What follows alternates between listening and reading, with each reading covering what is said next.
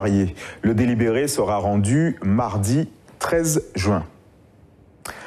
Vendredi, le Conseil constitutionnel a autorisé l'arrêt des traitements de patients. Il s'agit de malades incapables d'exprimer leur volonté qui n'ont pas laissé de directive. En Martinique, des associations comme le réseau Wouspel, qui accompagne la fin de vie, se battent pour informer les patients et former le personnel médical. Aurélie Treuil. L'entretien est factice, mais il vise à mieux former les aidants familiaux et les personnels soignants à la fin de vie. Comme je sais qu'il n'y a vraiment pas d'espoir, docteur, dans mon cas, je n'aurais pas souhaité qu'il y ait d'acharnement thérapeutique. Chaque année, de nombreux malades se retrouvent confrontés à la mort, mais peu connaissent leurs droits. Il a le devoir, quand vous allez lui dire que vous ne voulez pas de cette chimiothérapie, de vous accompagner vers une prise en charge de soins de support. Arrêter son traitement, refuser l'acharnement thérapeutique ou demander une sédation. Autant de possibilités qu'il faut exprimer à son médecin et à une personne de confiance.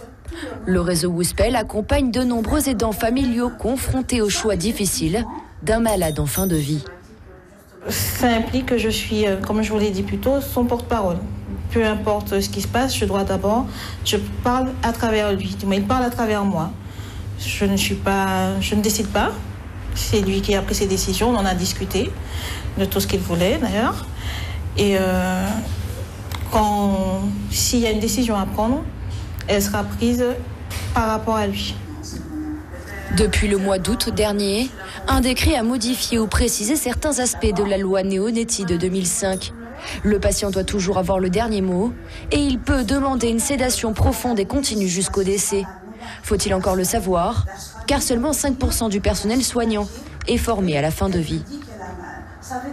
C'est dans la loi de 2016 que tous les professionnels de santé, quels qu'ils soient, médecins, infirmières, kinés, assistantes sociales, sont tenus obligatoirement dans leur cursus d'avoir une formation sur la prise en charge de la douleur et sur l'accompagnement et les soins palliatifs.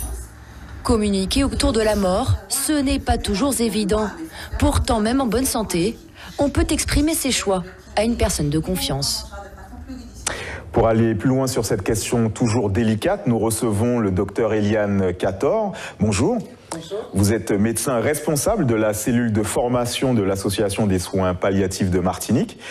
Alors, combien de personnes sont concernées chaque année par l'accompagnement de la fin de vie ? On considère qu'au moins 2/3 des personnes qui vont décéder devraient bénéficier de soins palliatifs.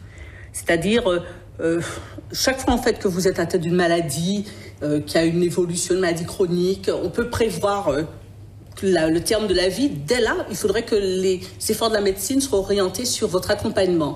Mais aussi, par exemple, si vous avez un accident de voiture, c'est aussi des soins palliatifs parce que ça va peut-être se poser la question de l'acharnement thérapeutique ou pas. Est-ce que oui ou non, il faut faire de la réanimation ou pas? Donc ça nous concerne tous potentiellement, et c'est pour ça que dans la nouvelle loi sur la fin de vie, tout le monde est invité à rédiger ces directives anticipées parce qu'on ne sait jamais à quel moment on peut être concerné par la maladie ou bien un accident.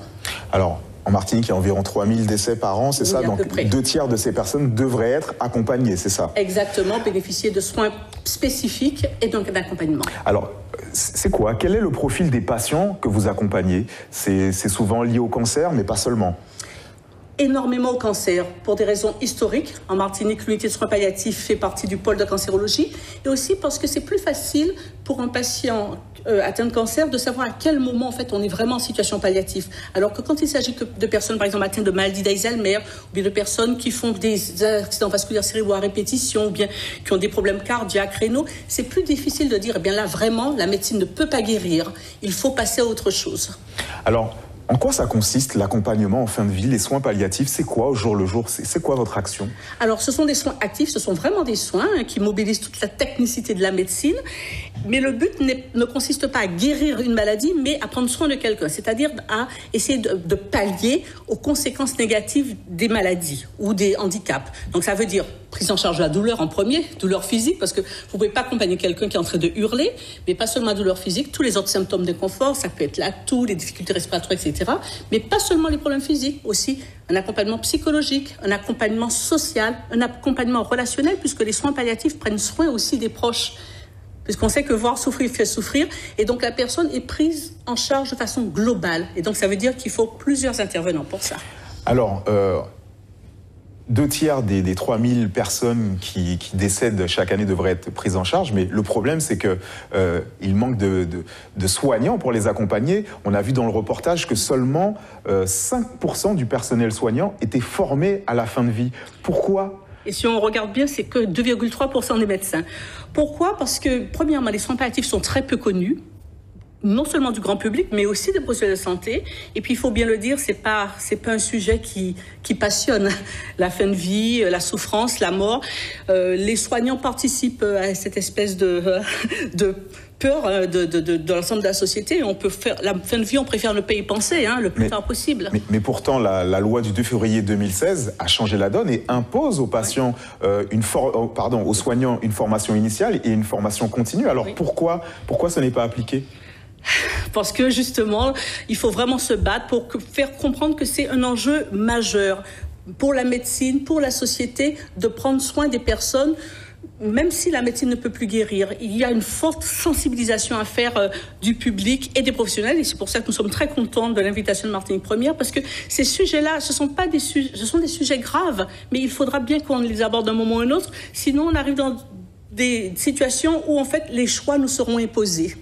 Merci beaucoup, docteur Eliane Cator. Je rappelle que vous êtes médecin responsable de la cellule de formation de l'Association des soins palliatifs de Martinique. Merci à vous.